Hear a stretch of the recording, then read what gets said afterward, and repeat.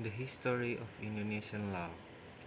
The struggle for Indonesian independence at least began during the period of the national movement instigated by Budi Utomo in 1908.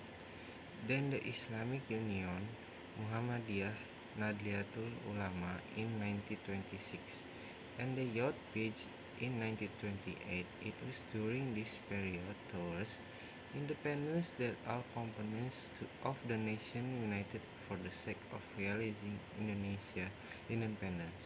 Santri is no exception, so it's appreciated that October 22 will be commemorated as Santri Day. The Santri not only studied the Quran but also took up arms to realize the independence of unitary state of the Republic of Indonesia. With the proclamation of independence of the Republic of Indonesia in on August 17, 1945, it means making Indonesia an independent and sovereign country. This was evidenced by the formation of the unitary state of the Republic of Indonesia. Since then, it meant that the Indonesian people had made the decision to establish the Indonesian legal system. The political attitude of the Indonesian nation law, which determines the Indonesian legal system, is stated in the preamble the 1945 Constitution as follows. Instead of that to form an Indonesian state government, the Indonesian national independence was arranged in Constitution of the Republic of Indonesia. The legal political stance to enforce the laws of the pre-independence era was also included in the Article 2 of the Transitional Rules of the 1945 Constitution before amendment, which stated all existing state agencies and regulations are still in effect immediately as long as new ones have not been enacted.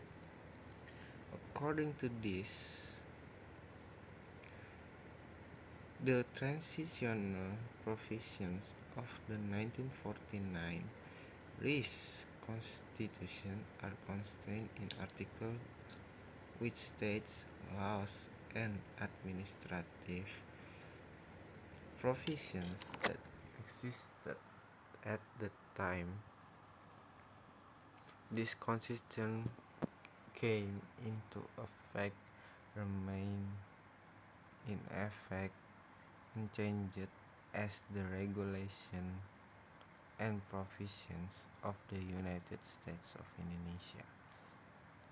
As long as these regulations and provisions are not repealed, added to or amended by laws and administrative provisions on the authority of this constitution, continuation of existing statutory regulation and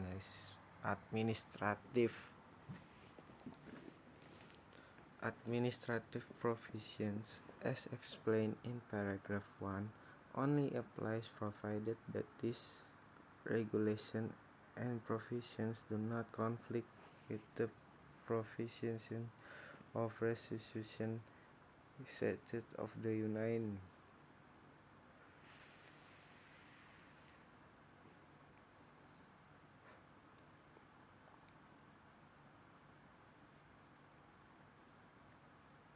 Then, with the presidential decree of 5 July 1959 declaring the 1945 Constitution to come into force again, then based on Article 2 of the Transitional Rules, all the legal regulations that were in effect before the presidential decree were still valid, including the